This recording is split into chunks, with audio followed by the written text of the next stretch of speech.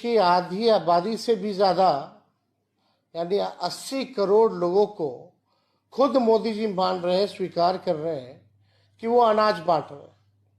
हालांकि मोदी जी के समय से अनाज बांटने की शुरुआत नहीं हुई है, ये तो कांग्रेस के ज़माने से ही अनाज लोगों को बांटा गया। लेकिन आज गरीबी इतनी चरम पर है, बढ़ गया है कि 80 करोड़ लोगों को जो है अनाज बांटा जा रहा है। बेरोजगारी इतनी बड़ी है, इसलिए विगत 46 वर्षों में बेरोजगारी ने अब तक का रिकॉर्ड तोड़ दिया। आप देखेंगे भयानक आंकड़े मेरे सामने हैं। इंटरनेशनल लेबर ऑर्गेनाइजेशन यानी ILO, यानी हिंदी में हम कहें तो अंतर्राष्ट्रीय श्रम संगठन और इंस्टीट्यूट ऑफ ह्यूमन डेवलपमेंट की बेरोजगारी की रिपोर्ट और ताज़ा आंकड़ों में मुताबिक आज देश के बेरोजगारों में से 83% युवा है, यानी 83% जो है युवा है। पढ़े लिखे युवाओं में बेरोजगारी दर जो है 65.5% है, यानी जो पढ़े लिखे युवा है उसमें भी 65.5% है। ग्रामीण क्षेत्रों में सिर्फ देखिएगा, गांव में आत्मा बस्ती है, ग्रामीण इलाकों में सिर्फ 17.5% युवा के पास काम है।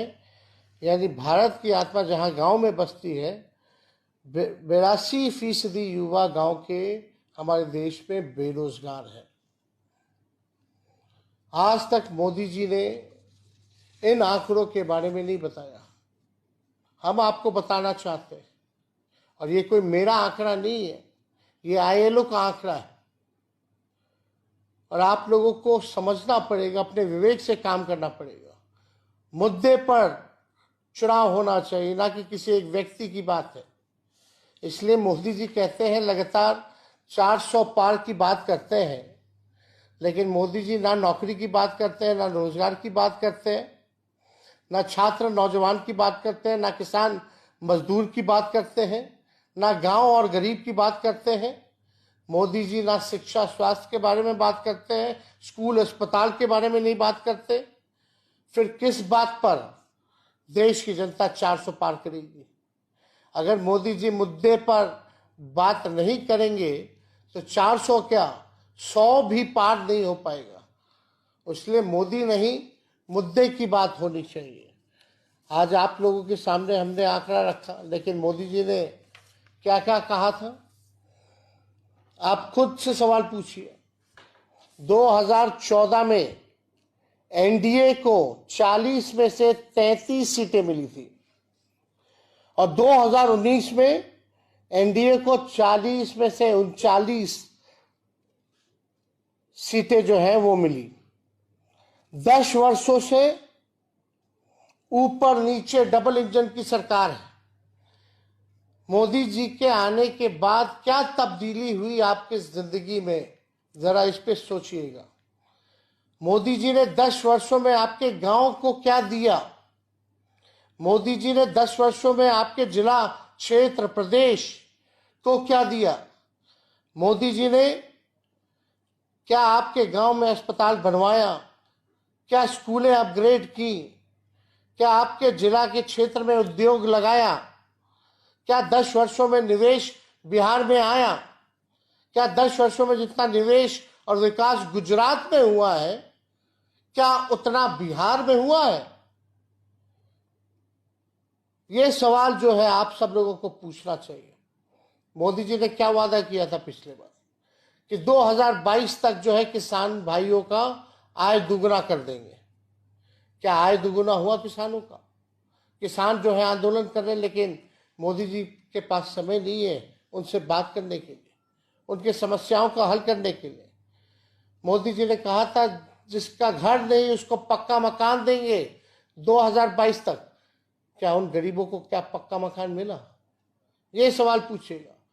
मोदी जी ने कहा था स्मार्ट सिटी जो है वो बनाने का काम करेंगे।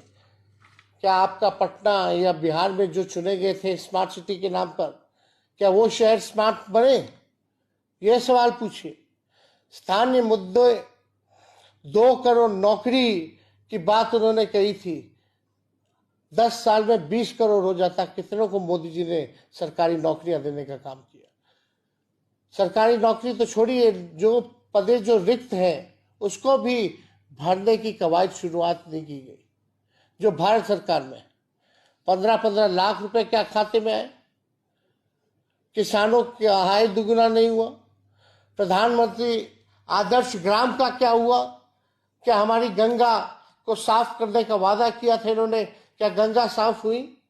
पेट्रोल, डीजल, गैस सस्ती हुई या और महंगा हो गया? सब्जी दाल सस्ता हुआ कि नहीं हुआ? महंगाई बढ़ी या घटी, ये विचार कीजिए। बेरोजगारी कम हुई कि बढ़ी, ये विचार कीजिए।